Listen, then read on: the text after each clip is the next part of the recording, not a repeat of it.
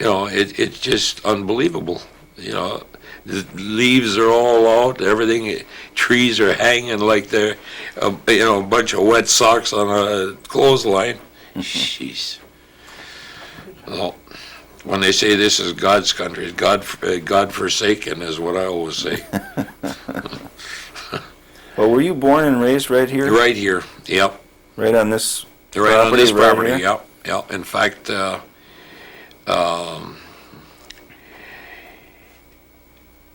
they couldn't get my mother to the doctor in town, so an Indian midwife woman in Red Cliff delivered, one in Red Cliff got out and delivered me right at home.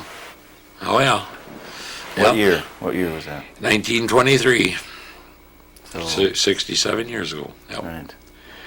Yep. So the guy, the Indian in Red Cliff, him and I always have to have an argument because he's 4 hours older than me.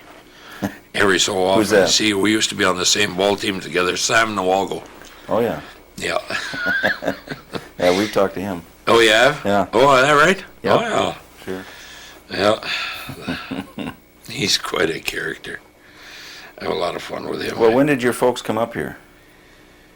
Or were they? My folks were born. My mother was born right here in the town of Russell.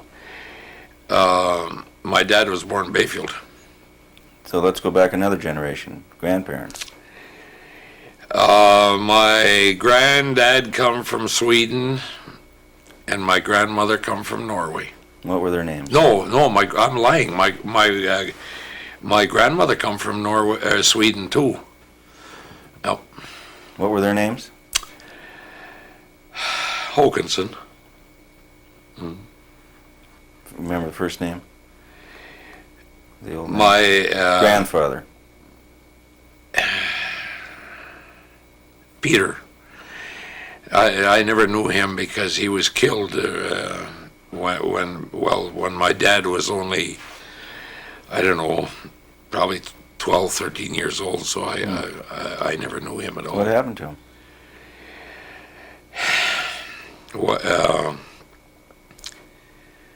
As far as I've been told, no, I don't know, but they said he got killed on Bass Island in a quarry accident. What happened? I was never told. Yeah. Huh. Yeah. And what about your dad? What was his name? Leo. What about him? Well, What'd he do for a living? what did he do for a living? Okay, when I was just a kid, this whole section in here, they farmed, and in them days, that was when I was a kid. It was Depression times, and really, there had to be a better way of making a living, he said. So in 1928, then they went to fishing, the three brothers. And of course, they took care of the farm in between and that kind of stuff. Until And who were the three brothers? Eskel, Roy, and my dad, Leo. Yeah. And, well, they made a better living fishing, you know what I mean? It was, nothing was ever easy, but at least they could pay the taxes and whatever. Keep the kids alive. But Did they keep farming too, though? oh yeah, Yeah. up until I think about 1940. In fact, I took care of the farm when I was a kid, and then they hired one other guy to help out. And I made up my mind that I was never going to farm because me and farming never did get along. A 7-day-a-week work week was not for me. Would you have cows and? Yeah. And during them years, a good share of your farming was done by horses. And I don't know, sure, we had machinery and that kind of stuff, but the earlier tractors, Christ, you were stuck more than you were otherwise. So what'd you do? You harnessed up the team and pulled out your equipment, and so then you just leave the horses out and work with them. You know what I mean? It was that way. Yeah. But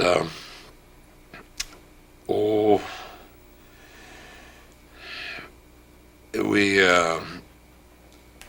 in between times, of course, in the summertime, there was work on the lake too for me. Besides, I suppose I was pestering them since from 13 on, maybe, or 12 even, as far as that goes. Yeah. So you went out and worked in the boats? Oh yeah. Too. Oh, yeah. What were the names of those boats? The first ones there was no names to, nothing, none whatever. I can. When my dad and uncles first started, it was just an open boat in an outboard, actually. In fact, well, my dad took the franchise for Evinrude Motors, so I gave the first motor they ever had to the Park Service, and I don't know what I did that for either. But then we won't get into that right now, because then I might get mad. But anyway, I still have the first electric outboard, or first electric start. I got that jet that my dad got for us, and we used that, I suppose, with an open boat for I don't know, 6-7 years anyway, I think. Well, then there was a boat for sale up in Port Wing. It was maybe 5-6 feet longer and a lot wider. And that had a one-lunger motor in it. It was pop, pop, pop. You'd go along about 6 miles an hour. That was top speed. But it was a lot safer and stuff like that. Well, that was that way then for until 1936. And then my dad and uncles, we own a sawmill, so we cut all the material right at the mill, took it off of our land, and the oak and everything. And my cousin Oliver Wrighton, he said, "Well, let's build one." So that's when the Twilight come into effect. They worked on it all the winter of 36, and it was launched then in 37. And who built it? Well, Oliver Wrighton was the main main guy. He was really clever with building boats. So, and of course, being related, he wanted the honors, which was fine. And how was he related?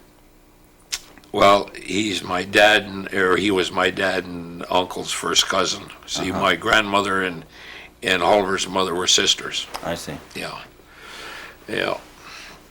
Well, then after in fact, when they were rolling it down to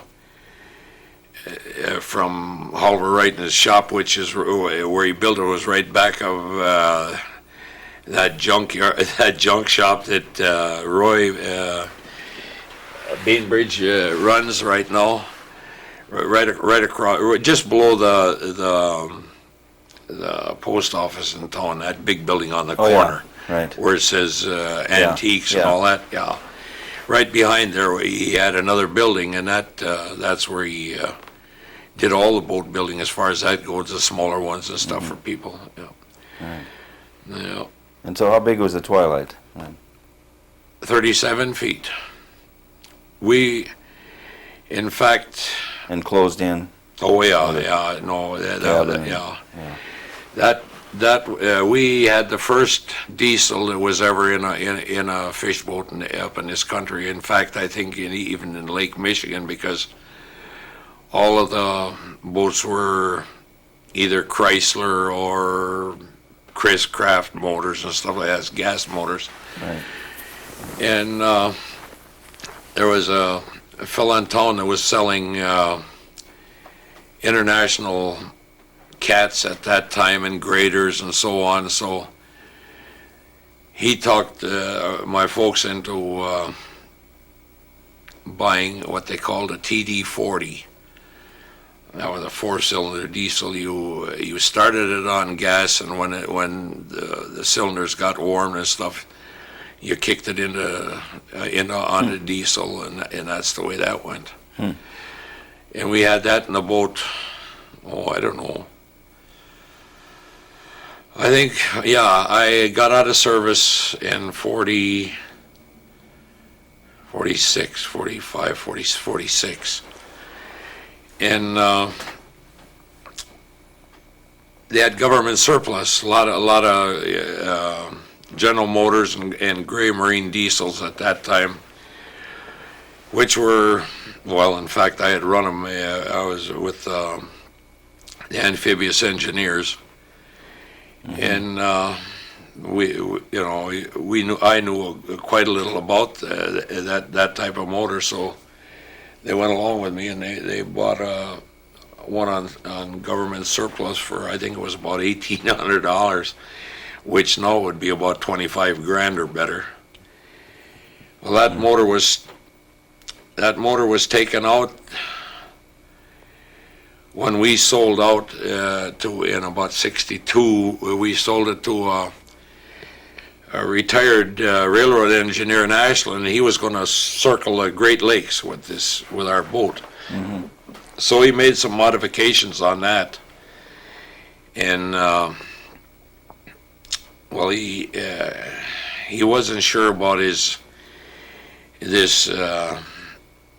this diesel, but he took a chance on it, and he went around. He got around the Great Lakes with it with no problem. It come back to Bayfield, and it was renovated again back to the way it is right now down there. Of course, that's a kind of a poor replica that the government made. Oh, They wouldn't listen to somebody that had been on it almost all his life. You know what I mean? They had well, we'll do it this way, and go ahead, do it any way you want. If that's the way you feel about it, who cares? But anyway,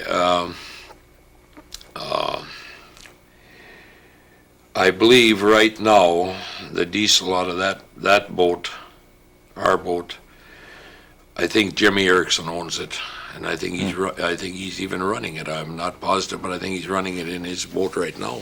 Is that right? Yeah, that was a good motor. Well, then when the Park Service took over down here and that kind of stuff, well, then they come back. See, my dad died in 57, so I took his third of everything that was owned. See, and my two uncles were to the point where they didn't give a rip what went on. And I don't blame them. They were older. In fact, when they fought him just like I did, for 7 years, and finally they give up. I'll never give up. But anyway, we sold them the old original diesel. It was first started in there. We had it we were going to put it on the sawmill. And so they bought it for a small sum of money, and what burns my cork, they spent $40,000 on the motor, and it's never run. they made, you know what I mean, they got it, the company got it running, or whoever it was. And there it sits. You know, it's freezing up every in the day boat. in our boat, yeah, the Yeah. old original motor, Right. yeah. I always figured that they'd at least leave that boat and everything intact, you know, and leave it tied to the dock all summer long for people to look at. But no, it's up on the shore and rotting away. Yeah. In fact, I don't even go down to our own dock anymore. So where the Park Service dock was your family dock then? No, Little Sand ours Bay. Where was is the yours? next one over. The Park Service dock that used to belong to Hermie Johnson. His father was a fisherman on Sand Island before I was born. Right. And then Hermie, he fished with his dad too at that time, but when he was younger. But he Well, made where up his Marty mind keeps- he was going to come to Sand Bay because he got tired of coming across every time he wanted his mail, you know, and stuff like that with the boat. So he started building in Sand Bay. He built a little tavern. In fact, that's where Ma and I had our wedding dance. I used to play there every Saturday and Sunday. I guess I started playing for dances when I was 9 years old. So Playing what? I play accordion. Mm-hmm. Yeah, and then I had my uncle from Duluth as a helper. So I guess I can say that I was out here. I'm about the only one that's ever played for the first wedding dance in the 50th. So, you know, I've been people really had a good time even on the 50th one. They had a better time on the first one, but Now, where was Hermie's place? right alongside of the town grounds. See, the field in Sand Bay is owned by us. Right. My folks and about 4 other guys in the town of Russell before I was born wanted a subdivision down there. They had dreams of a little town, a little city in Sand Bay. Oh, they did. Oh yeah. See, that was all lotted off in 50 by 300 foot lots. And my dad told me when I was a kid, he says, you better buy a lot. Oh, holy cow, you're 13 years old? And yeah, you better buy one. So my grandma says, got me off on the side, I'll help you a little bit if you just pick a few extra beans and berries. She says, I'll pay all the rest that you don't make. So at 13, I was the youngest taxpayer in town of Russell. In fact, I've paid since I was 13 in this township.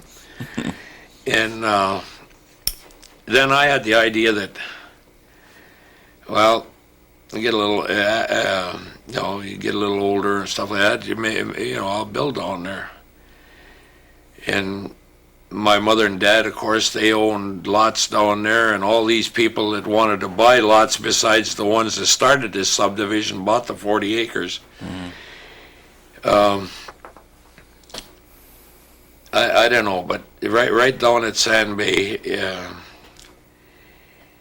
as far as I'm concerned, anybody that really lives there is arthritic from the time they're 20 years old and on, because it's,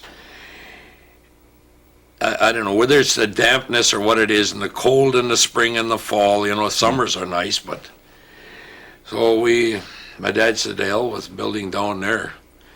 Yeah, right along, because we'd have been right at the fishing, our outfit, which would have been a lot easier. We only had to walk a couple hundred feet, and we'd have been on the dock.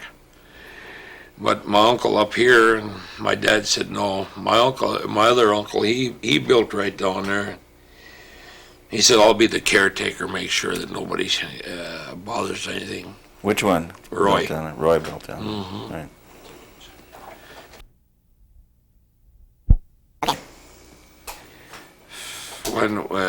when I first started helping them down at the Bay. See, all the cribs we built ourselves, and don't tell me I don't know what it's like to wheel rock, because I think I've wheeled 70% of them in that whole goddamn dock. And we'd make probably about 2 cribs a year. When we first started, of course, it was all open boats, so we could pull them right up on the beach. In fact, we used to, in herring season, they used to pull it right into the ice house, and in our ice house, we had what we call a little kitchen and a stove in there, so that it would thaw the nets out. By the time they come in from out by Eagle Island and a goddamn open boat, everything was froze solid. The fish were froze solid. You had to thaw out everything. Them are what they call the good old days. Thank God there ain't any more of them. But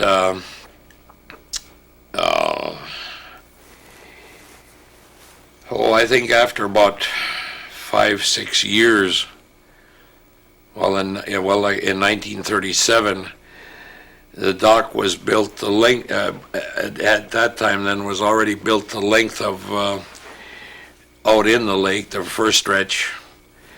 But then it was trying to hold our big boat without a breakwater.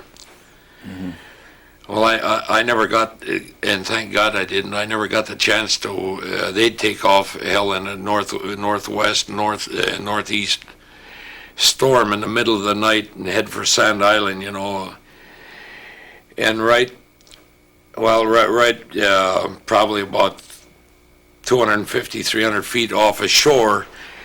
There's always been a sandbar there, and of course, in between the waves in the old days, we don't get them kind of storms anymore, where there'd be bare ground, you know what I mean? And then my uncle was real clever. He could follow a wave and stay on high water, but if he ever got down on the trough, hell's fire, you'd roll him over, you know what I mean? So.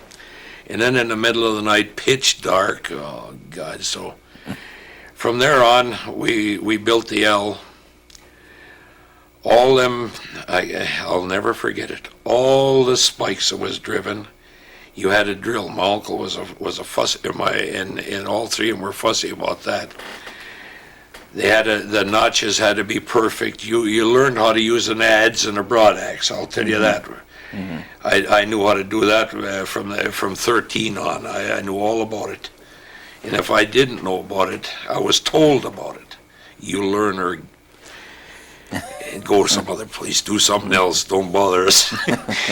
And all the holes were drilled this way. You drill an inch, pull the bit out, because if you didn't in the green timber, they'd stick. Mm-hmm. Man, you'd get 1 or 2 logs, 3, 4 logs, maybe a day. You were played out. I wasn't the only one. All the rest of them took their turns at it too. And we'd build them on the shore, and between our big boat and one of Hermes' boats, we could snake them out. Oh, you could. Because they were so ungodly heavy. We took all the material off of our land. All them cribs are made out of the best of birch veneer, believe it or not, and I mean they were huge. 2, 3, 4 foot on the stump. They were nice trees. I still own a few of them, but I wished we would have saved them and used the hemlock myself. Yeah. I'd have been worth a fortune right now. But anyway, the first year I can remember on the L, we got 2 cribs. Well, that helped some for the fall storms, a little bit. We put a windbreak up all the way out. We put a wall wherever we could that we had already made. And then every year after that, we'd get a crib or two like that, Mm-hmm. Well, all these rocks had to be hauled from all the neighbors. And You mean just picked out of the fields? out of well, they'd drag them out to the edge of the woods, and of course then. By that time, my cousin was working with me. He lives up the road here. His name is Halverson. Our job for about 2 months was you had to make 5 loads of rock a day and wheel them into the cribs. I think that's why my arms are 4 feet longer than they should be, because handling these goddamn wheelbarrows, and 90% of it wasn't decked over. You went on one plank wherever you went. If you tipped the wheelbarrow over, it was either in the lake the wrong place or the other way. But I suppose about 40, 50 loads of rock in each crib. We'd have her up where we wanted it. Now, how big were these cribs? They were 12 by anywhere from 16 to 20 feet. And that was in, just setting on the bottom, they were in about 8 feet of water, but then the storms would gradually work the sand out from under them, and then they'd sink down to bedrock. Well, all you could do then was just keep adding on timber until you had your dock where you wanted it. But we always started with it right, you might as well say, level with the water edge, and we'd rock them in until they'd hold, and then go up again and to a couple of logs, and that's the way all that stuff was built down there. Well, then we got into, my folks never were much for herring fishing until, I guess I was about 20, 21 years old, just before I went to service.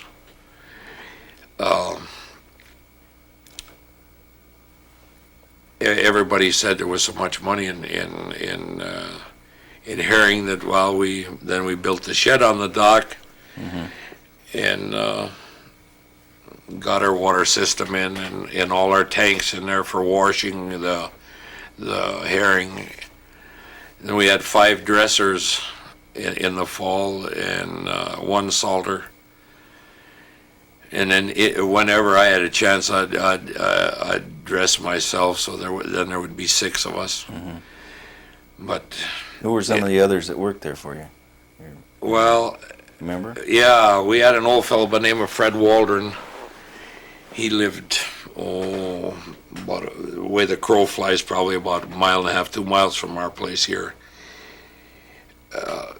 He walked to work with a lantern in the morning, down through the woods to Sand Bay, and then the same lantern at night, because them guys would start dressing fish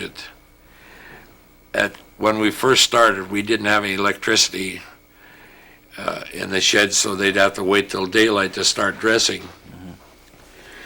So then they'd dress until dark, and he'd walk home. I had an uncle right up here, Ralph Lohman. He was a dresser. Paul Tribovich, the town chairman, he even come to help dress, and and of course our salter, he was a great old fellow. His name was John Nelson. He worked for my folks before even I ever helped. He was a Norwegian, tough old bird, I'll tell you that. God, he was a tough man. Yeah, cold never bothered him, nothing. His shirt wide open all winter long. He didn't even use winter underwear. Jesus, I never seen a guy like him. Happier than a lark, but that was his life. Yeah, and so what year did you start the herring? Did your family I would say about 1939, 40. in that area anyway. Booth was running full bore at that time. That's right. They owned, where they own the ferry dock and all that area. Right.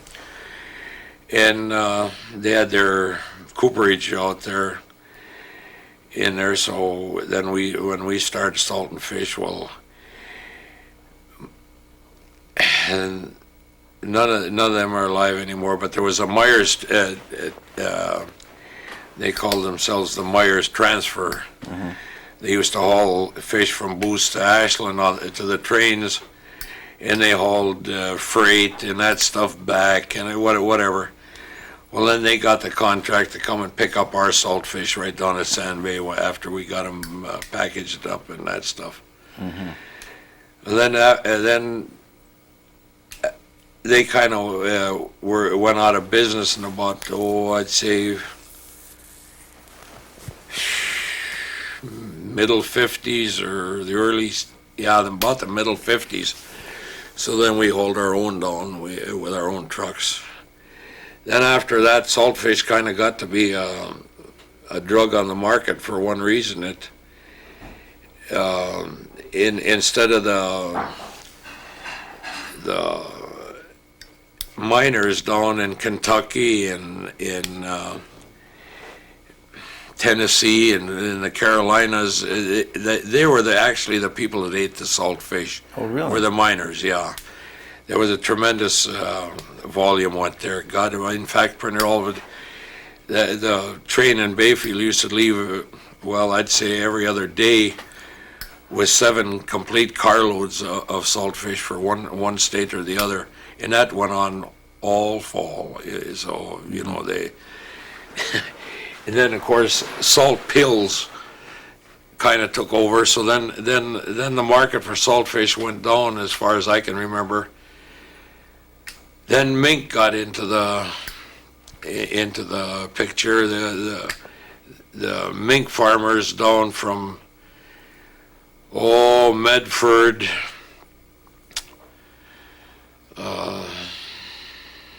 You see Wausau, I forget just all the towns in the area, but anyway, they'd buy herring for mink feed. They'd grind it up and feed with their own meats or whatever they get, for feed. Well, then when they couldn't handle all of it, it went to what they called the Northern Cold Storage in Duluth. Yeah, I don't know how many hundreds of thousands of tons they could freeze. So our fish then, I'd haul them after we'd get done probably at 11 and 12 o'clock at night, picking fish, and my wife will tell you all about that. She was in on it, my mother, all of us. And then we'd hire more pickers, whoever wanted to come and pick. We were glad to have anybody at that time, because herring were in abundance. All you needed is about 6-7 boxes of nets, and we'd come in with 8-10 ton every day. Well, by the time we got done, everything was shipped out then in baskets. And I even had our kids loading me at 11 o'clock at night, and they should have been in bed, but they were working. And then I'd leave probably at 12, 1, 1:30, 2 o'clock, all at the Corny. And my cousin and I then the next door, we'd unload, come back. 5 o'clock, the bell would ring right alongside of your head. Back to work again, back on the lake. So in herring season, if you got 4 hours, you were lucky in a 24-hour day. And that got to be old too, I'll tell you that. The only time you got a good night's sleep is if you had a heck of a storm and you couldn't get out to lift. But my uncle, he was a He'd go any place, anytime. The ore boats would lay in behind Sand Island and York Island. While we're going, She'd get outside Eagle Island and in Sand Island. To me, it looked just like mountains, you know. God, we'd go up and up and up and then down. And what the hell are we doing out here trying to lift nets? We'd get him.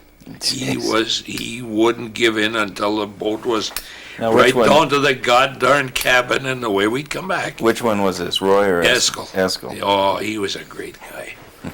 Yep.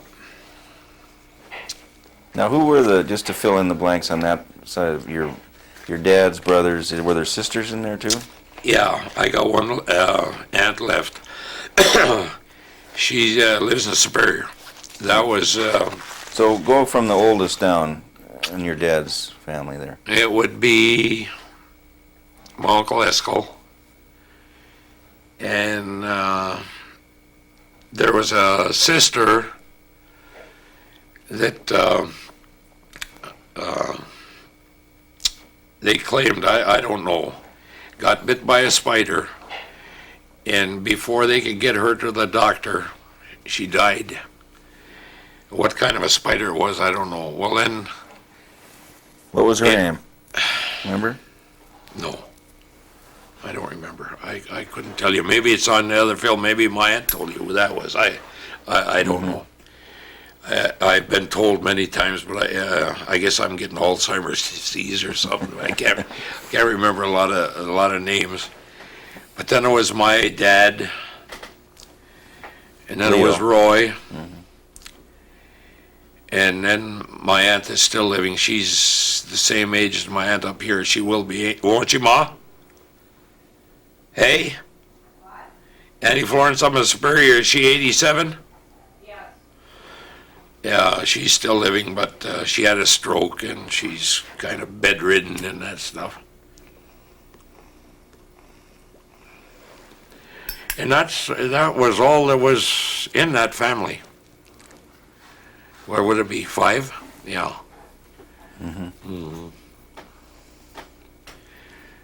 As far as I know, there was never any deaths outside of their sister that was bit by a spider. Yeah. Well, then back to the fishing here. So Eskel was the kind of captain of the boat. Roy and well, Leo, my dad was engineer. He was engineer until he died. Then I took over as engineer on the boat. Yeah. But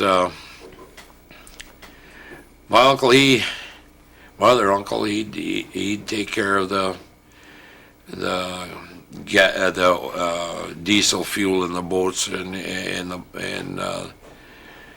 he, long as he was right down there, he did the oil draining out of the engine, and he made sure that the lifter was all ready to go in the morning and whatever. And I don't know what. Well, everybody worked about the same, I guess. Nobody was. All three of them were boss, but the oldest uncle, of course, that's always in any family. He's the overseer. Right. Yeah. Yeah. He taught me a lot, I'll say. So how long did you work yourself then, on the fishing? And that whole part of it? I would say that of course, I pestered them when they first started. When school let out, when I was 7 years old, they used to their first netting was done. They drove the stakes by hand, the hard way. Pull the hammer up with a rope, drop it, until they got equipment that was a motor and a regular winch that would bring the hammer up. But I mean, in the pond nets you're talking about. Yeah. But then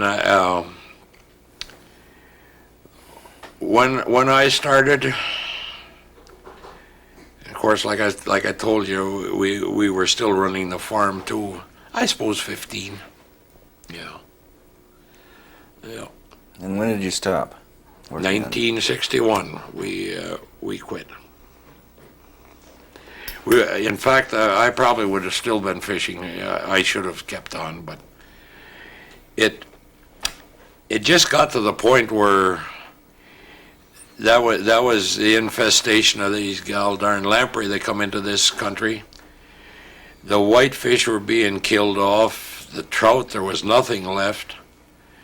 And in fact, the last couple of years that we've herring fished, even the herring were being attacked by them things. And we just made up our mind that 4 families couldn't live off the same, without at least a decent, or partially decent living. So we said the heck with it, and we sold our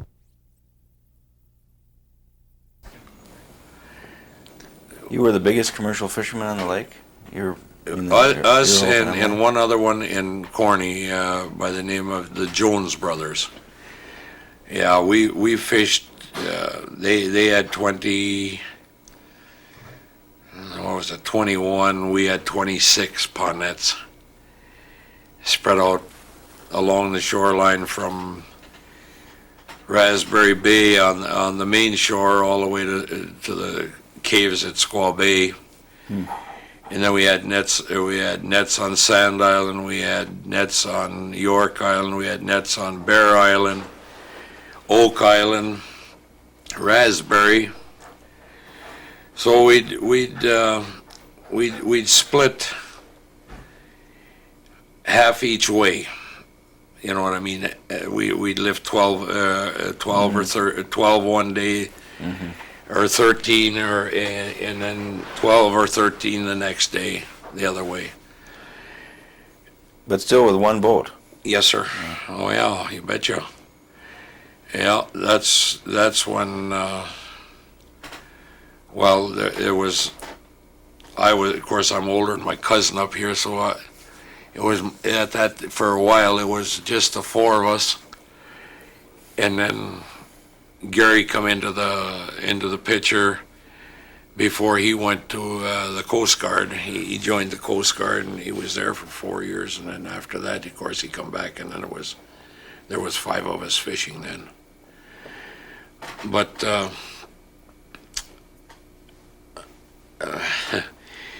don't know. It's a life. It's hard to leave.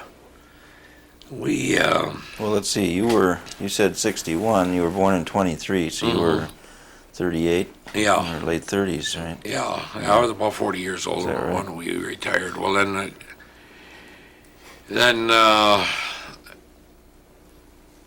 I guess. And your dad and his brothers were old by then, right? Well, my dad was already dead. Oh, he was? So, yeah, he died in 57. Uh-huh. He had a heart attack, and, bullheaded is all it is. Of course, I guess all Swedes are a little bullheaded. But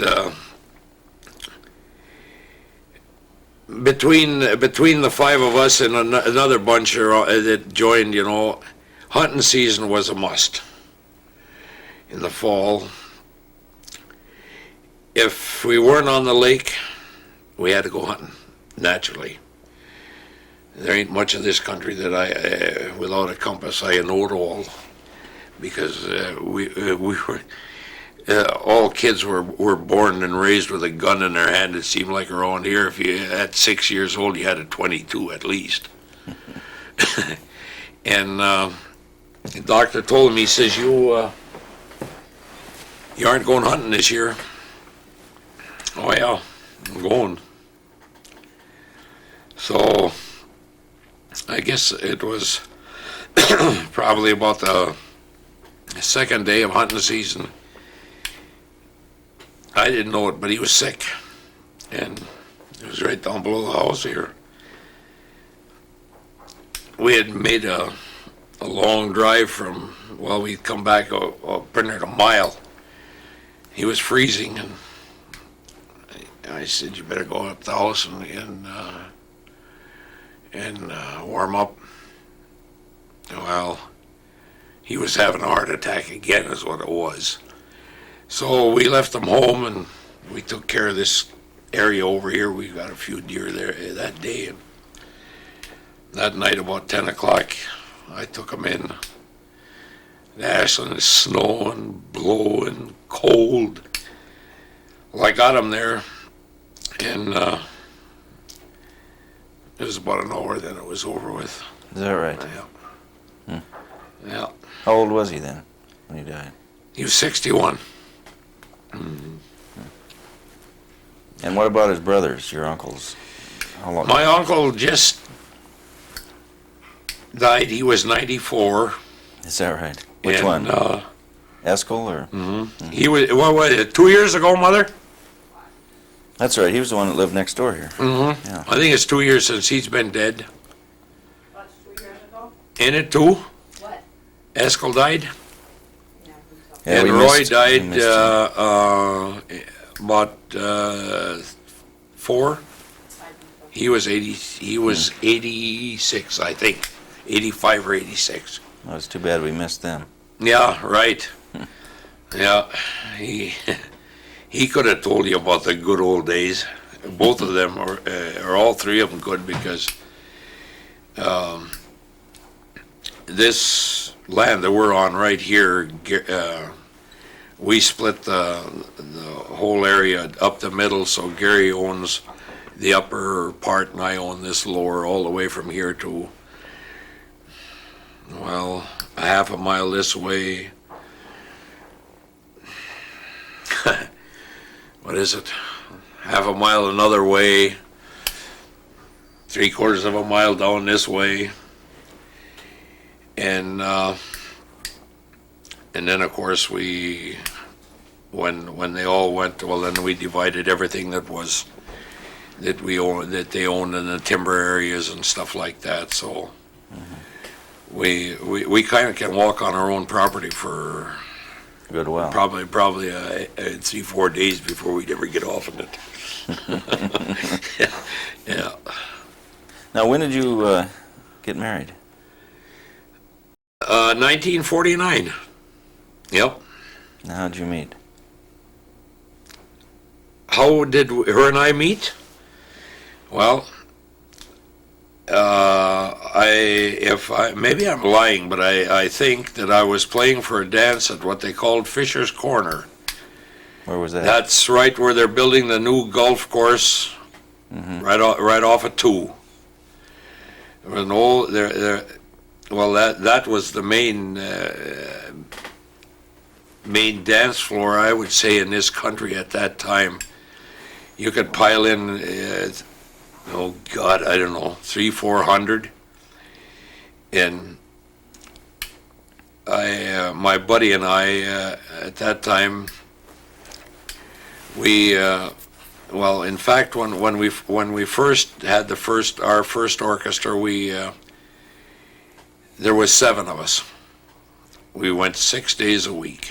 There's 6 nights a week, I'll put it that way, and then work plus this other stuff. And I don't know, when you don't have any sleep, you get a little ornery in the morning, and stuff like that, a little crabby. And one day Ma says, she says, either you leave or I leave, one or the other.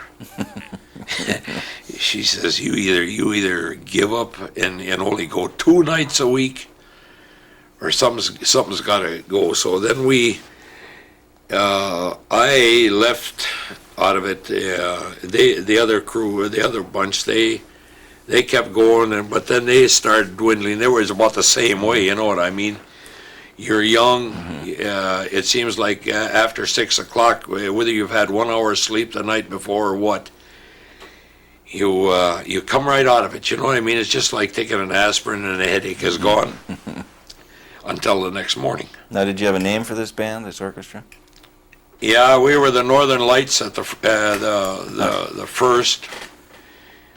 band I was with. The second one, was the Toon Twisters. That was we had to change every so often, you know. We'd get a different guy in or a different whatever, you know, and you know, it was just a lot of fun. Now, what kind of music would you play? Well, you know, let's go. When you go back that far, it wasn't jitterbug or wasn't anything else. It was waltzes, polkas, two steps, whatever, you know. And when rock and roll come in, I hate rock and roll. I really do.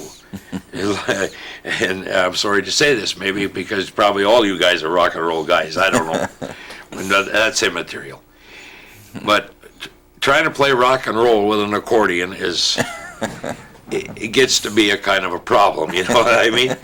So, the last ones,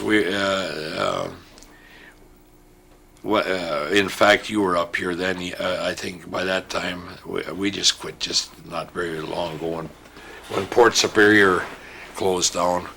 We were the Country Bumpkins, and of course, I made up my mind that I'd jam it with rock and roll no matter what.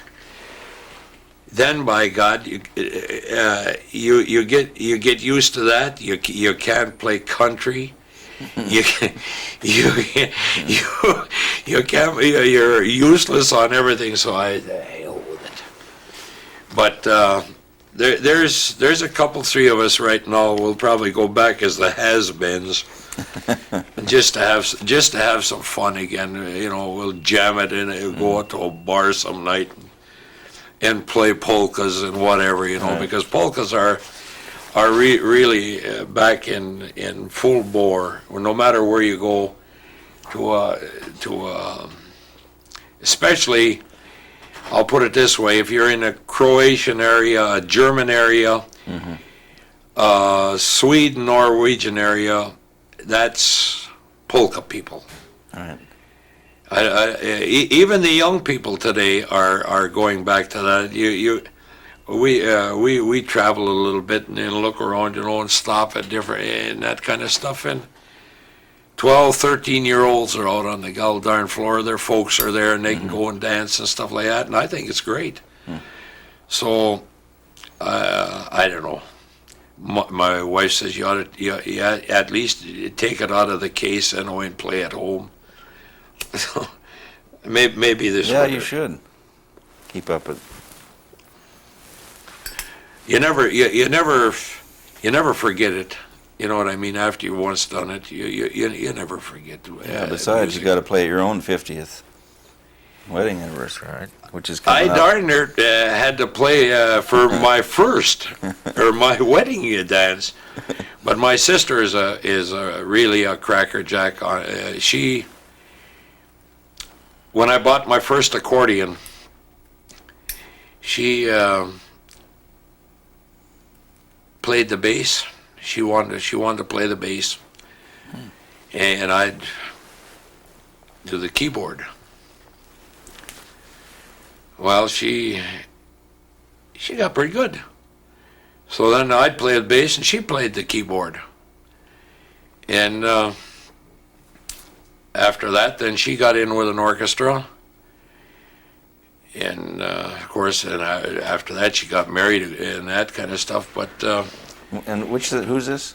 Which sister? my one and only sister is Elaine. She's out of White Bear Lake now. That's where she lives. But she has had her own outfit now for how many years, Mother? 30? What? How many years has Sis been at her own outfit? 30 years? 40 years? What is she, 60? 62. 62, yeah, I got us probably 40, 50 years already. 45. She's played music for years. When did you start? Well, I bet you she wasn't over 15. And still plays? 62. Yeah, she still plays. Not as much as she did. She used to play. Oh God, I don't know how many nights a week down in the cities. But no, she's down to what, one or two nights a week. She's getting older too. You know what I mean? And I don't know. She says, well, it's still fun. You know. She plays quarterback. She's real good. In fact, I'd like to be as good as her right now. My fingers are getting kind of stiff. Yeah, I don't use them. She's just telling me in sign language. But I don't know. I guess the boob tube is what has screwed up everything, isn't it? Yeah. When we were younger, where I first went to school up here, there was a dance there at least twice a week. Now, where was that? Sand Bay, right on top of the hill, our town hall right now. That used to be the school? That was where I first went to school, you betcha. Yep. And my dad was a violin and clarinet player. My mother was a banjo and a piano player. So I guess it come kind of natural, would you say, or something like that. That you had at least. I played when I was 9 years old. I played with my dad and mother. Oh yeah. Yeah. You bet. And I can remember when I was really, in the younger years, they'd come to your house. There'd be 15, 20 people come in, let's have a dance. In them days, it was either just plain hardwood floors or linoleum. Everybody, you just start dancing, you know what I mean? There was music wherever you went. Yeah. Heck, I can remember the next door neighbor's house down here. Good Lord, when I played down there when I was about 12 years old. They had to take turns. They'd stay outside in the summertime, and they would, till somebody got tired, they'd walk out and sit down, and somebody else would take their place. And that's the way it was all over. Yeah. Sure, this whole area was that way. So I was brought up in music. Well, there must have been barn dances out here. Oh God, we had one of the best barn dances. In barns there was. Is about, it's gone now, but 3 miles from here, just before you get back onto County K, there was an old fellow that was a farmer at that time too, and he kind of slowed down about the same time my folks did, and went to fishing about that time. What was his name? But his name was Bob Feltmeyer. In fact, the Feltmeyer brothers owned a big area that they farmed back this way. And the upstairs of that barn was hardwood. In fact, my dad cut it on the mill right up here. And he made flooring out of it, but it was 6-inch stuff, not the narrow stuff like in our house. But Yeah. He had bands out of Chicago, New York, all over, and I mean class bands. These weren't the local yokels, And that place would be so ungodly jammed. And of course, I was too young to be there, but my folks would let me go along with them, down there. And that was during the slot machine era, and just. It was just in and out of the Depression. And I don't know, it just seemed like it didn't make any difference whether you had $1 or not. It seemed like, this guy was, I think he was selling a little moonshine on the side too, so the drinks were pretty cheap. There was a big moonshine outfit over by Up the Dolls, and I know that you got from him. Well, the field just as you get into Up the Dolls, There was one of the biggest stills in this country when I was a kid. And who was running that? His name was, they called him Big Jack Christian. His last name was Christensen. Mm-hmm. He, but I'd say he could make a barrel a week. So moonshine was the mainstay down there. Of course, his bar though sold an awful lot of beer. That's when you could buy a bottle of beer for 10 cents and and a glass of 2 glasses of beer for a nickel, that kind of stuff. So at the barn there was that also he a turned bar that there? into a he Kind of a- sold his cattle, turned it into a tavern. No kidding. Well, during that time too, the Indians weren't allowed to be in a bar. Right. So one of the guys from Red Cliff, he kicked them out. 3 o'clock that morning, the barn was a full torch. No kidding. And, of course, the authorities, they questioned him. Finally, he confessed. He's still in prison in Waupun. Yep. This was all fire area for years and years. I don't know how the hell it could burn so many times. I can remember my mother with a wet rag over us, my sister and I, No kidding. to keep us from choking to death. The smoke for 5-6 weeks would be so ungodly here that you couldn't see 100 feet any direction. But do you ever get the fire real close to here and have a close call? Or? Well, yeah, it come right. The last one that I remember come right across here, and right through our garden, and all the way from there all the way to Raspberry Bay. That was the last one that ever come through here. Yep. God, them were fires. Oh Lord, were they fires. And hot. There's nothing worse than a goddamn fire in the middle of the summer when it's hot anyway, and then put another 300-400 degrees on it. Yeah. Oh.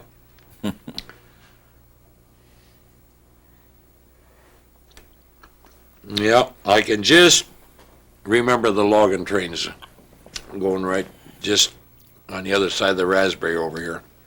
It crossed.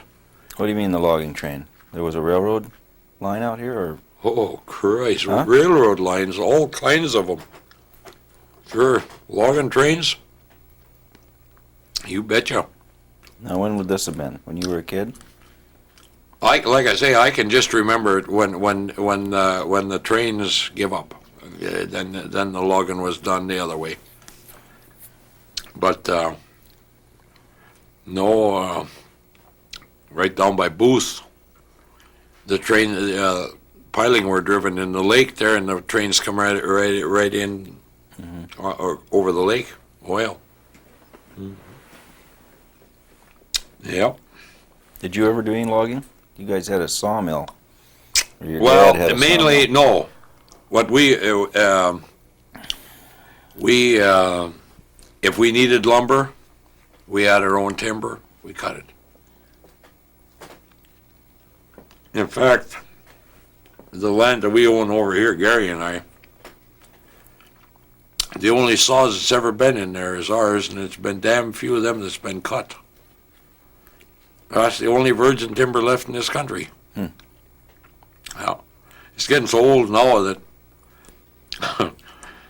it's so over matured that it's pathetic, really. And I don't know. I've thought a little bit about running a couple of. Our kids got a bulldozer, a small one, running a few roads up into some of that virgin timber, and if somebody wanted to drive through and look it over, as long as they didn't throw a cigarette in there or something like that in there, Yeah. they could see what the old the old original looked like around here. Now, where is that from here? You go up here to the Sand Bay Road, where the first crossroads. Right on the road, you don't see our timber because that it's funny. A back corner of our land there, our land, I'll put it that way because we both own it. The fire went through, but my folks and all the rest of the people around here, they helped and they kept it. One corner of one of the 40s, I think we lost probably about 8-10 acres. And then on the lower area that you see when you go to Sand Bay, there was about probably 7-8 acres there that was burnt. That all come back up into hardwood, and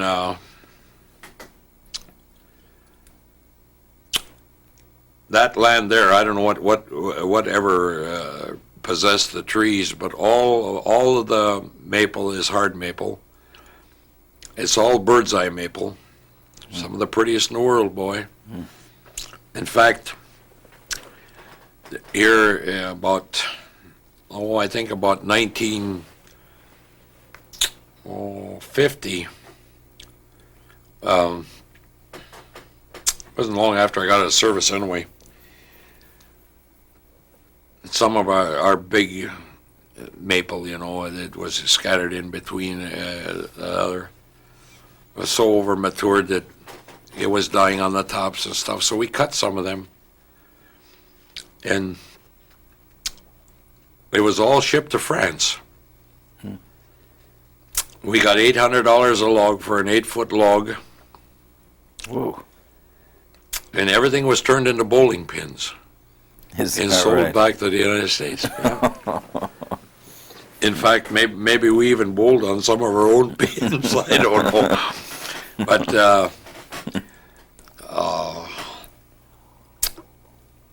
But I'll tell you what.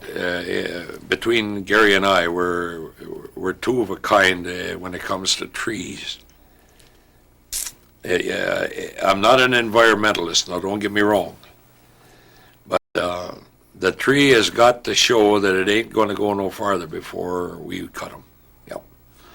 And of course, my wife says, "Get rid of it all." She said, "We can retire. We'll really retire." But after 125 years that my folks owned it, back, my great-granddad and stuff like that, it's pretty hard. Yeah. It really is. Yeah. How old them trees are, some of them, God only knows. I have no idea. I know that some of them are 6 feet, 7 feet on the stump. Probably a couple 100 feet in the air, 175 anyway, the ones that are in the ravines. Well, I'd like to see those trees. Well, I don't know. I think that Well, makes I can tell you that one makes you thing. partly an environmentalist, though. Huh? That makes you partly an environmentalist. I mean, regardless Well, of in a what your different way. reasons are. In a different way. I don't believe in anything.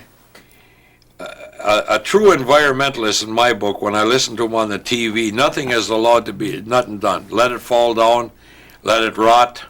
Mother Nature's away. I don't believe in this. Mm-hmm.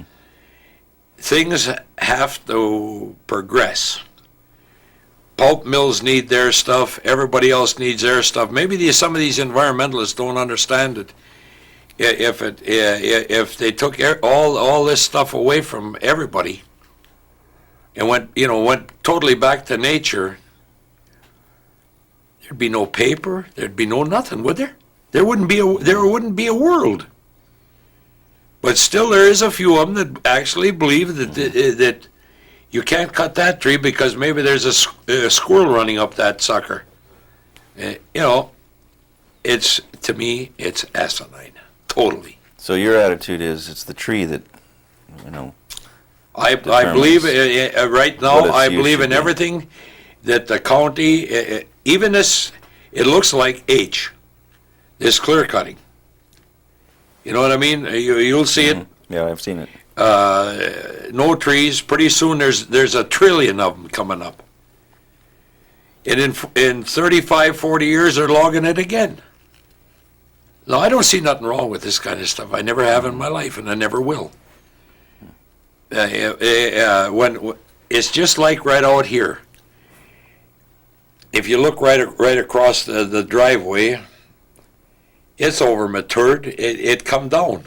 It should have hit the house, but the REA lines slid it down our driveway, a big spruce, in the last windstorm right out here, because I didn't want to cut them, Papa like that, because there was a nice shade tree. It's history. Yeah. The wind blows them and they're over. Yeah. They should be utilized. Well, these here were utilized. My brother-in-law come up and says, "I'll take them for wood." I said, "Beautiful. I don't burn wood. You can have them all." So I helped them cut them up. But no, I believe in a clean area, but I don't believe in some of the environmentalists' ideas. It's not right in my book. No. It's just like right now, I was listening on Channel 8 one night. They say there's 500 trillion barrels of oil in Wyoming and in Colorado on shale rock. But 12 people stopped the mining of shale rock for what? What lives there? Nothing. What difference does it make? If they get the oil out of it, all the tailings go back there anyway. It's still rock. Well, let's get back to Bob Hokenson All right. here, because we've still got to fill in some blanks here. Okay. You have just one sister? You have brothers? I had a brother that died of. Doctors never knew what he had. Spinal meningitis is what it ended up with. How old was he when he... He died when he was 18 months. Uh-huh. Yeah. That's too bad. I think I was 13 or 14 when he died. Mm-hmm. Yeah. No. So it's you and your sister. Yeah, this living, yeah. Right. Mm-hmm. And what about your wife's family? Let's fill in that. What was her maiden name? Maybe I ought to let her tell you about her family, because she. What is it, Mother? You have 12 brothers and sisters, or 11? Was there 12 of yous or 13? 12. 6 sisters and 5 brothers. A big family. What was the maiden name? Family name. Swanson. That's Swedish. No, Norwegian. Norwegian. That's why her and I get along. You know, she battles me and I battle her. Of course, I can't say too much. You know, I'm a half-breed. You are? Yeah, a Swede-Norwegian. That way you can't miss. You know what I mean in life. You know, you can go with the Norwegians, or you can go with the Swedes. My mother was full Norwegian. And you have kids of your own? 3. What are their names? Ken, John, and Nancy. And where are they? Right. I just got done last year, 2 years ago now, ain't it? She lives just 2 miles from 2 miles north of Washburn. She's a school teacher in town. Mm-hmm. The one boy, he's at the powerhouse in Ashland. He's been there for 26 years. What's his name? Which one? Ken's been there for 26 years. Mm-hmm. And the other boy is a freelance. He's got his own electrical business. So, Where? well, they're my stepsons. You've probably heard of them, the Hunts. John Hunt, Ken Hunt. Mm-hmm. I built their homes. The one is right, the first one on the left going on County J, going out from town. Mm-hmm. And then the next one is up about quarter of a mile.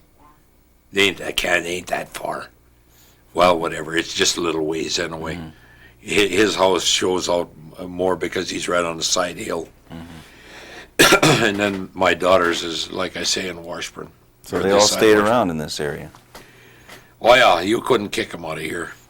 No, no, they like this country. Well, backtrack a little too, because when you when did you finish? I mean, when you finished fishing, 61, what'd you do after that?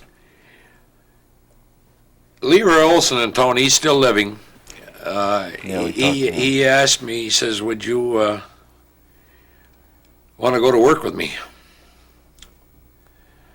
And he was a great carpenter in his day, believe me, he was. He was a fussy Norwegian. So, now you got to learn all over again, you know what I mean? Of course, I built this place, so I had a little bit of idea what was, you know, what was going on in some of the stuff anyway. So he had a big job for the Hewlings in Anderson's on the island. And I went over there, and all these old buildings, you can't straighten them up. Everything has got to stay as crooked as it is, right where it is, but you got to make everything else fit it. And I'm thinking to myself, this has got to be a dream. But anyway, we worked over there, I think, must have been almost 2 years straight for old Fred Anderson, and then the Hewlings. They had the Burt Hill property, so all them old buildings had to be renovated and that stuff. Well, then from there, of course, then we started, after that, then we started building homes, and, well, I don't know, I guess probably a few barns and that stuff around the country. And then Leroy, he kind of wanted to get out of the carpenter business, so he went to work at school as a custodian. Well, then my buddy down the road here, Art Murado, and we went together. We started our own outfit. And What year would that have been?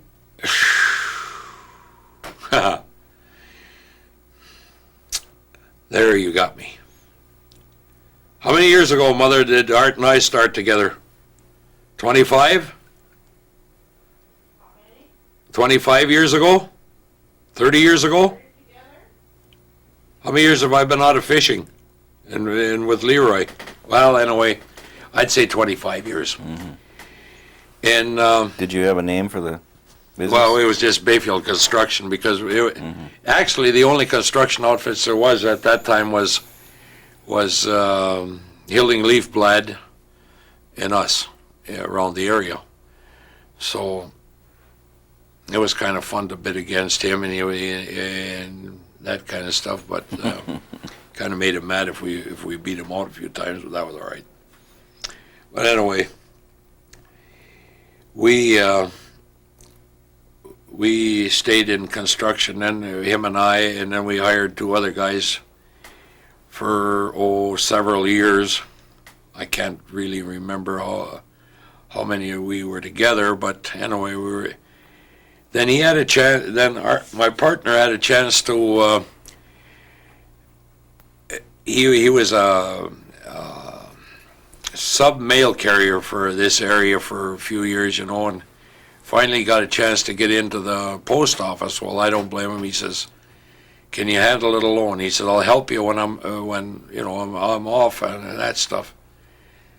Well, that got to be kind of a hassle too, you know. And then one of my guys, he fell off his tractor over here and broke his leg, and he was paralyzed. My cousin that was with me, he had a stroke. That was the end of. Then it was me. That was it. And I thought to myself, now why am I going to start again? I love construction. I'll join the union and I'll go out where the big money is. So I did. My first real trip in the big world was Zenith Dredge out of Duluth, And then I, What do you of mean? course, that was all. Building what? Well, my first job up with Zenith Dredge up there was building, was on the Blotnick Bridge. We did all of the cement work from the bedrock up to the T's, and I'll never forget that. No, I ain't even gonna mention that part. But it's a little gruesome. But anyway, then of course, Duluth's kind of a funny town in one way. All the contractors up there, sure, they bid against one another, but they're all friends. You know what I mean? So if like Zenith Dredge didn't have nothing for you to do for 2-3 weeks, go over to Lakehead. And you'd go over to Lakehead. You work there for a little while. Come on. Maybe you should go with J.R. Jensen for take a bridge. It was kind of fun because everything was different. Well, my last trip up in Superior was for Lakehead. Is when we built what they call the taconite silos up there in Eloise. And I got the chance to be in the foreman there for making the slip forms for these cement silos. Mm-hmm. So I had a hell of a good job there, Christ. Now, what year are we talking about by now? It was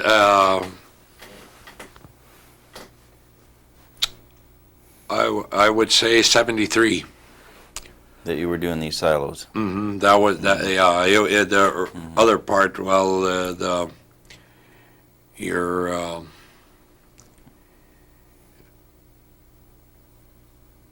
no, yeah, it was later than that probably. Yeah, it was later than that. We probably about 70, 75, maybe 76. I'm not really sure when that was. Well, you said that was your last? That was my last in Superior, yeah. Mm-hmm. Then my good buddy on Madeline Island, his brother asked me if I would,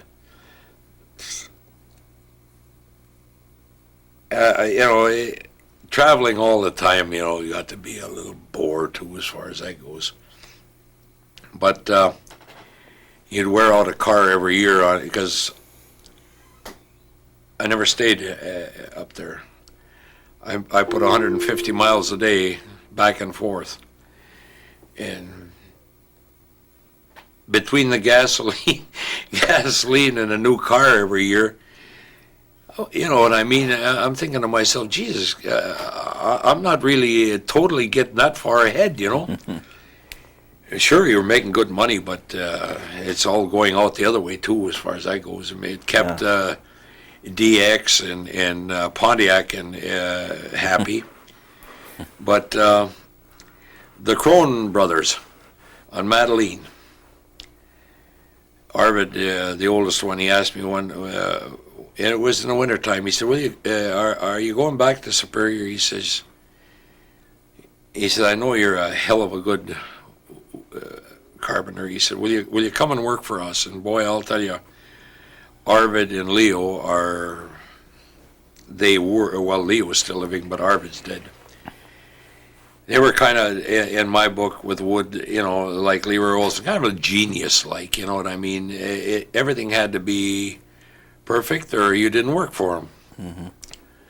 Like, being, after leaving house construction and stuff like that, and you get out with bridge building and all that kind of stuff, it's a, you know what I mean? It ain't the same. Yeah. So I said, all right.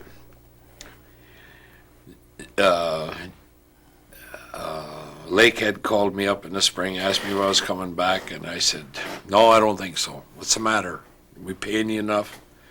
I said, you were real good to me. I said, but I said, I'm getting older. I don't like all this here BS. And I says, I'm not going to be a high man anymore for you or anything else. I said, leave the young guys do this kind of work, because with the slip forms, if anything happened, you know, you were up anywhere from 100 to 150, 175 feet and out over the edges and stuff like that. You know, it ain't for 55-year-old men. In a way, not anymore. So that's when I went to the island, and we built, for the three of us, I don't know how many homes we built over there for these millionaires. And then Arvid, he said one day that he wanted to get out of it himself. He was way up in his 70s. So Leo said, what do you think? I don't know. He said, well, Arvid says, you'll do the same thing. He says, my son is coming back to this country, and he'll be the boss, but you guys are the boss. But he's the boss. You know what I mean? You do it your way, because he ain't a construction man. All right, fine. Well, it went good for a while, and I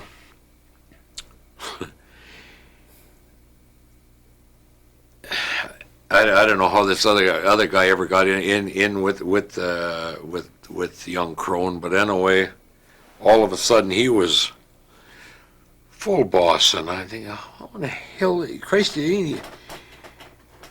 anyway, Leo said, what do you think? He said, I'm leaving tonight. He said, that's it. He said, I can't stand that guy, and he can't stand me. And he says, when he talks, he says, you know, he don't know nothing. I said, yeah. I said, I know that too, but that's immaterial. Well, I said, let's go to Friday. It was on Wednesday. Oh, Friday night. Of course, the checks were made out. See you Monday. I said, no. I said, I don't think so. I said, I'm taking a vacation. Leo says, I'm taking a long one. He says, I just quit. And then from then on,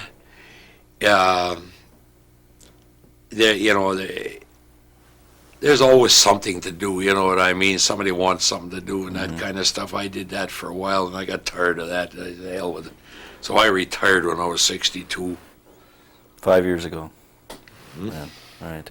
And since I retired, of course, my daughter, she's seen a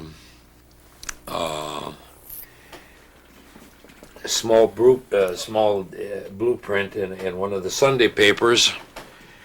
So she sent for it, New York. She said, what do you think of it, Dad? I said, oh, God. What a monstrosity. She said, I like it. I said, okay, you're paying for it. So they both make good money, and so they took out a 15-year mortgage, or whatever you want to call it. Ma and I, we built the house. It took us a year and a half, but we made it. I guess I did about, I did all of the inside. I did, everything as far as that goes. From sheetrock into taping to, and the complete everything, the trimming, and right from the footings up. Mm-hmm. And, of course, not saying that nobody can find any faults with it. I can put it that way. They haven't found, of course, with any of the homes I've built, but that one was a kind of a challenge because, oh God, what a place. So even though you retired, you weren't ready to sit in the rocking chair. No, not really. No, in fact, well,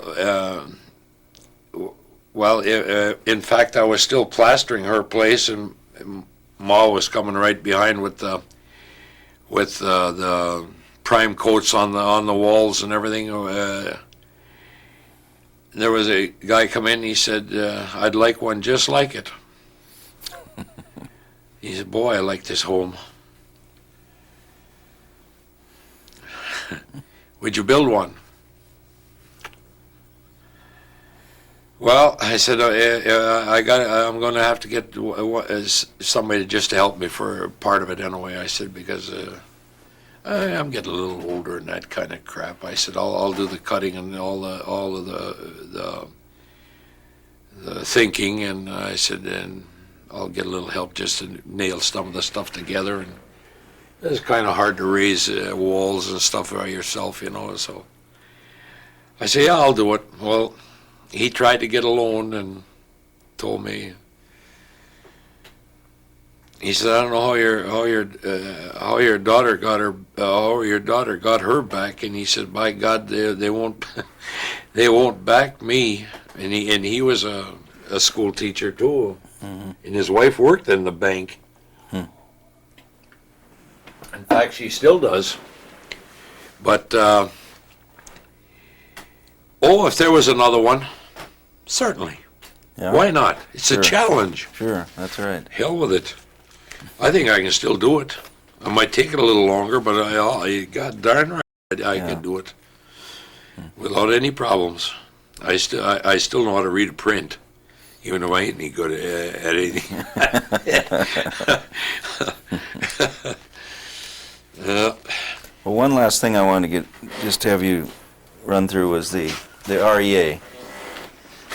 Yeah. Because you've been involved in that for years.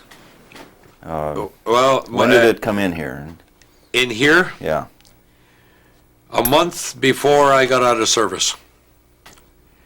My dad was still on the board yet then, in 46. It come in October 45 in the year. Mm-hmm. And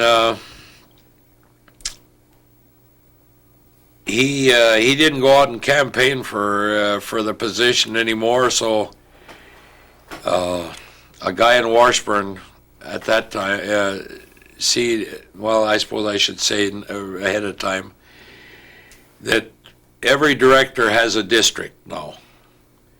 My district runs all the way from here to Port Wing, and then it goes south to the town of Bayview line, through Clover, the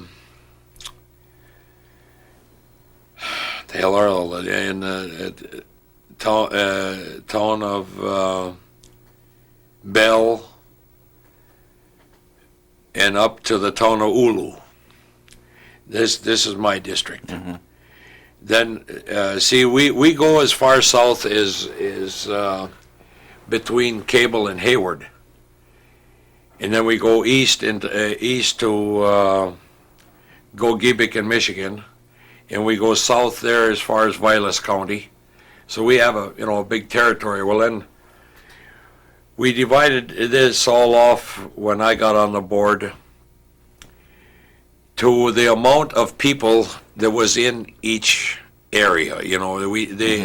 We let the office force take care of that, so that all of us have anywhere from, I would say, 750 up to 1,000 people in each area, and there's 9 districts. There's nine men on the board. Now, when did you first get on the board? And start? Yeah, she's right. I got 24 years in. This next year coming, I'll have 25 years, the Diamond Jubilee. So what year? 57? It would be 67, wouldn't it, Mother? I mean 67, yeah. Yeah. 67, yeah. Yep. Boy, I'll tell you, there were some hard times then. Oh, my God. No machinery much, you know what I mean? And of course, the co-op, like I told you out there, when we were just BSing a while ago, that they had to borrow everything, and people were well, back even in 67, there wasn't too many people that was too rich, you know what I mean? And a lot of them, before that, when the co-op started, was in 1940. Mm-hmm. And they had a rate schedule at that time. We were looking at it last night, in fact. For 50 kilowatts, you got it for $5. Well, nobody would ever. They'd make damn sure they watched the meter, and when it got 50 kilowatts, boy, the lights went out. That was it. Nobody was going to pay for more than 50 kilowatts, which they were fooling themselves, because the more kilowatts that you buy, the less it costs you. You know what I mean? But you couldn't get that in these people's head, because there was, electricity was something new. Let's face it. Yeah. But anyway, as the years went on, of course, naturally, when my dad was still on the board, they still had to borrow an awful lot of money, because everybody wanted electricity then. Nobody didn't want it, And when you got, well, we serve all the way up almost to Superior.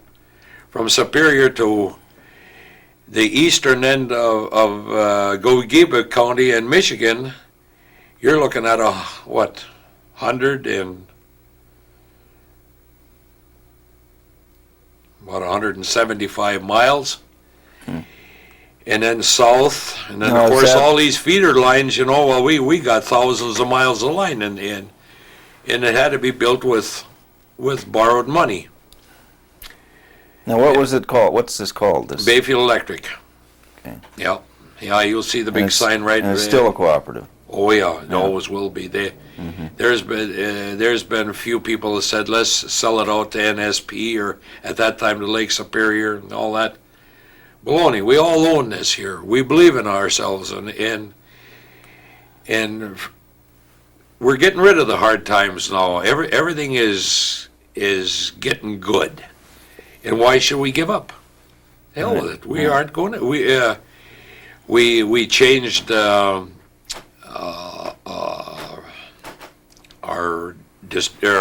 supplier from Lake Superior. At that time, we went to what they call Darylin Co-op down in La Crosse. They got one of the biggest generating outfits in the United States right now, and the wholesale rate to us was so much cheaper that we could drop the rates, and people were more satisfied.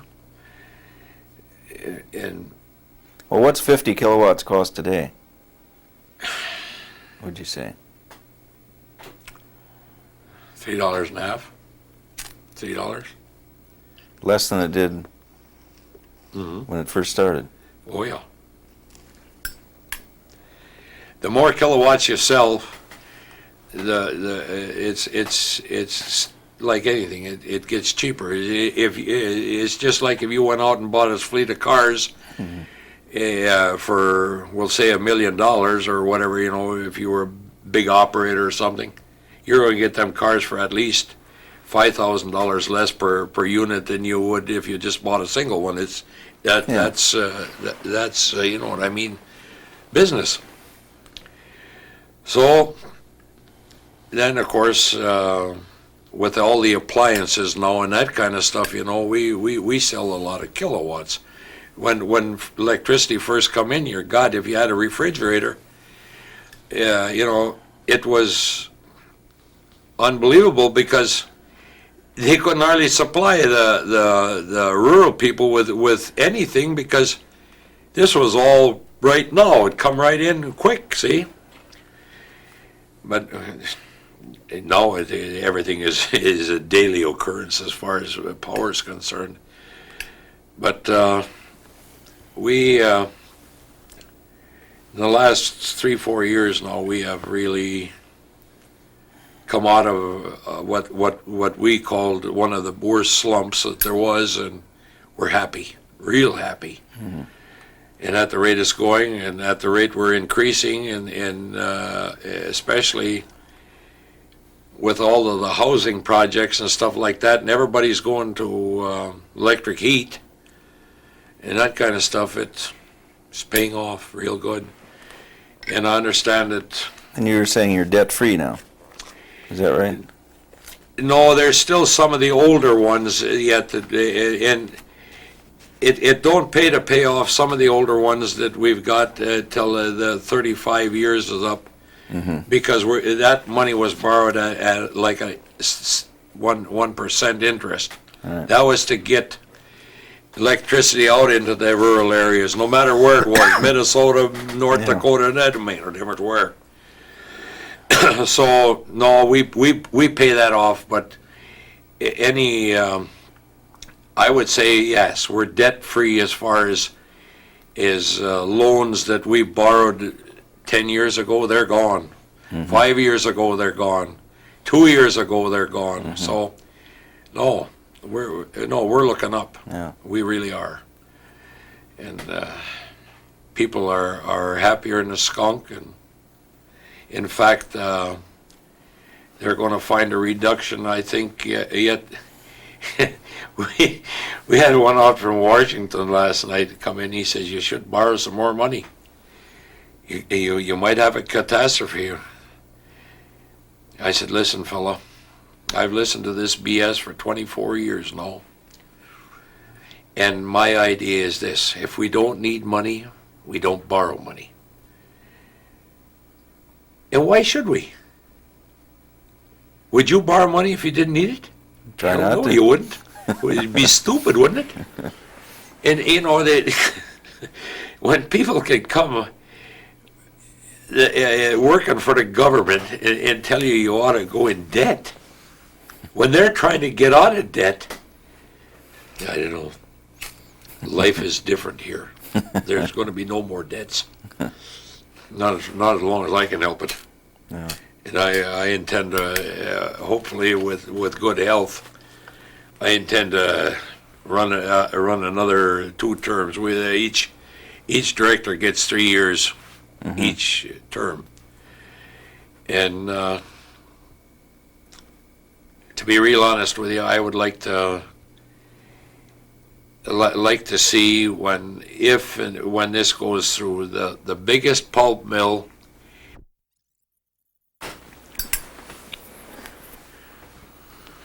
So a few more minutes here. So what you were saying about what would you like to see with the cooperative?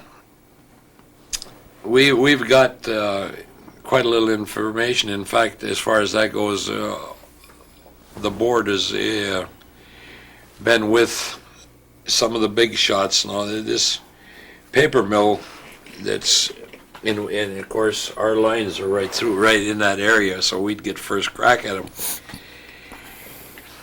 They're talking about, and I hate to say this, as far as, because I don't believe in Japs and getting into everything too, but the Americans, the Canadians, and the Japs are going together on one of the biggest, it will be the biggest paper mill in the United States. And it'll be just east of Ashland at Saxon. We've seen the total picture of everything, what it'll look like and all that kind of stuff.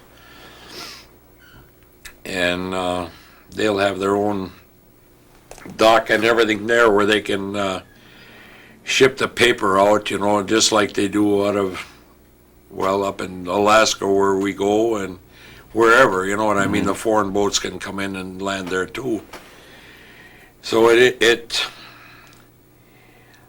I forget, I'd lie now if I said what the number was, but it's in the billions is what it's going to cost to do this.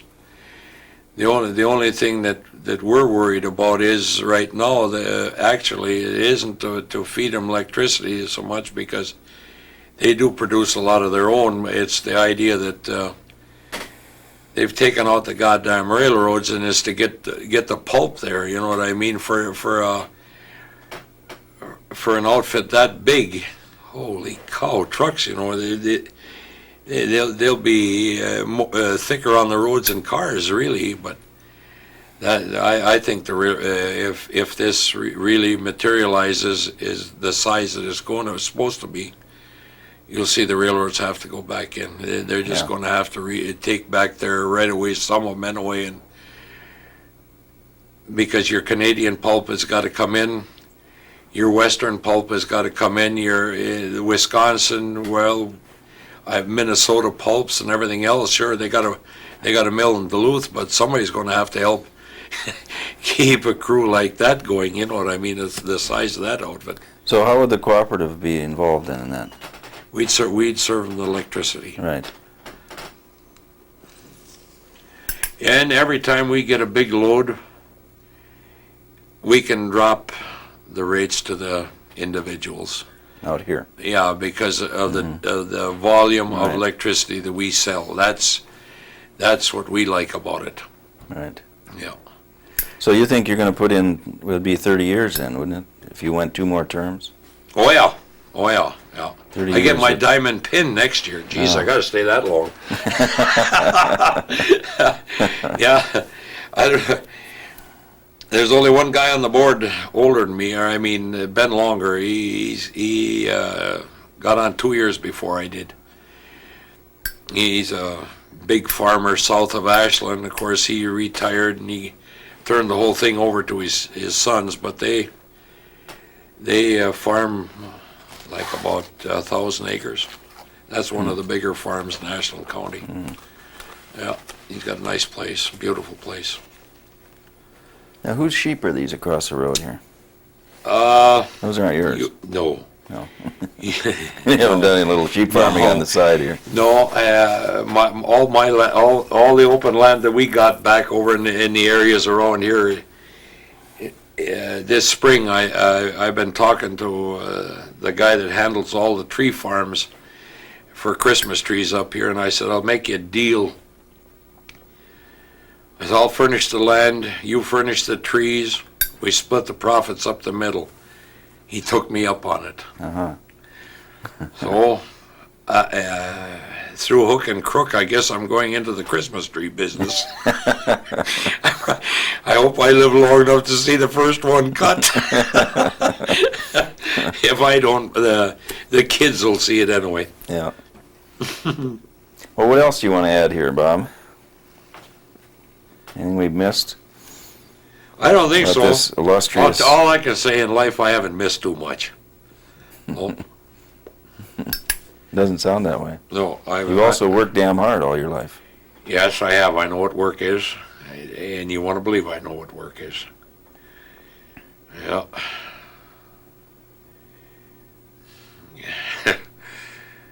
If I had, back in the old days, if you got $1 a day, you were in hog heaven. The kids nowadays, when you think about it, I can, well, like Uptedall over there, when he was a kid, he didn't, in the logging camps, of course, he had a bar or two afterwards and that stuff, but like he tells me, work from sun up to sundown in the woods for 50 cents a day? You tell this to kids now, where they'd make 18, 20 bucks an hour? You don't live, you can't live on that. I said, I'm going to tell you something. Even our own kids. My mother knew how to fix rabbits and venison at least 50 different ways. But we lived, you betcha. And of course, with the cattle we had and stuff like that, and of course, Ma here, she always had a couple dozen of chickens running around. So we always had our own eggs and chicken and that kind of stuff, but And nowadays, everything has got to be either prepared, the microwave works better. You just slip it in the microwave and eat. But to get back to the good old days, no. God, no. I'll tell you one that you probably won't believe, but when I was going to school up here, all us kids had what we called a snare out, rabbit snares. Over right on the other end of K over there, where you see the big field there, this old duffer had, his name was Perrin. He raised silver fox. So, he'd pay 10 cents a rabbit. Well, between here and the schoolhouse is a mile and a half. Every rabbit trail, no matter where it was, had a snare on it. And of course, the kids that come from other roads had the same thing, He'd buy them every morning, 10 cents a piece. Some days I'd make $3. Some days I'd make $2. Some days, if the rabbits weren't running, I made 50 cents, maybe. Mm-hmm. But averaging it out, I think I was making more than my dad was on the farm before he went fishing. I really believe this. Maybe I'm wrong, but I had a little bank account and everything else. And then the crash come along and took everything that I owned in there. And after we were married, I still got the check. I got a penny on the dollar from the Rice Lake State Bank, my part of my money. Is that right? Mm-hmm. Penny on the dollar. Penny on the dollar. I got that. I took it down to the bank and I said,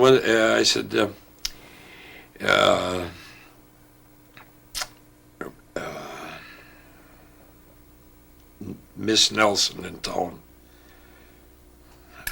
Shoot. Huh. I did enough work for her. I should know her first name, but damn, I can't think of it right now. But anyway, his goddamn check was about that long and about that wide. I said, told her, I says, you want to cash that? It's going to cost you 40 cents. I said, oh. I looked at it again, and I started to laugh. By the time it was cashed, I had about 50 cents left. I said, no, I think I'll frame it. I said, no, put it in the bedroom. Mm-hmm. And I said,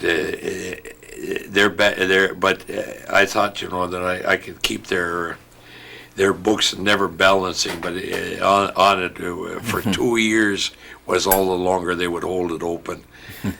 What the hell? Jesus Christ, you couldn't even buy a dozen eggs for what was left, so my hell with it.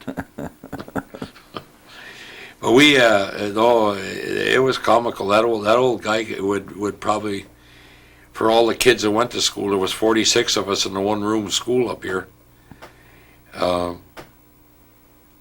bet you'd get 100 rabbits a day. Sure. It was unbelievable. No matter where you looked in the woods or whatever, in stumps or anything, the rabbits would be sitting there. Mm. Sure. Thick, oh Lord God. And then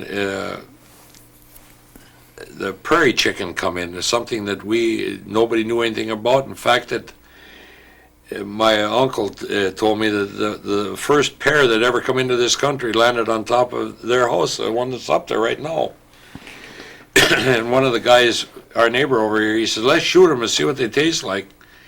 He said, you shoot them and I'll shoot you. He says, nobody knows what they are. He says, leave them alone. And they nested right by our mill, right where it is right now. And he told me anyway that this old hen raised 17 chicks. And from there on, this country, in 10 years, he said this country was so full of prairie chicken that you couldn't, he said it covered the sun when they lifted up in a field. Well, then, of course, I can remember when they did that. But when we got an infestation in about 1934 of grasshoppers. I can remember that real well. So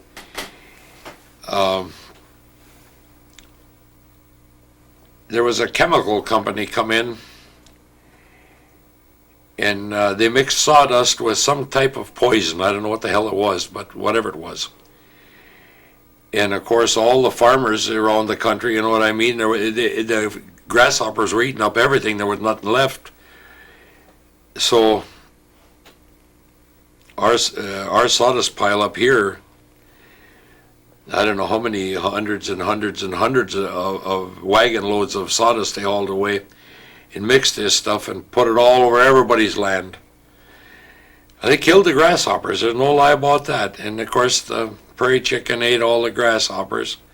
They died like flies. And that was the end of our prairie chicken area. Jeez. Yeah, oh God, that was a shame. Yeah, you could look out here, look any place in any of these fields, ours or these or up any place, and if you didn't see a flock of 200-300 of them is sitting out there squawking and eating, there wasn't any. You know, I mean, it's unreal. Yeah.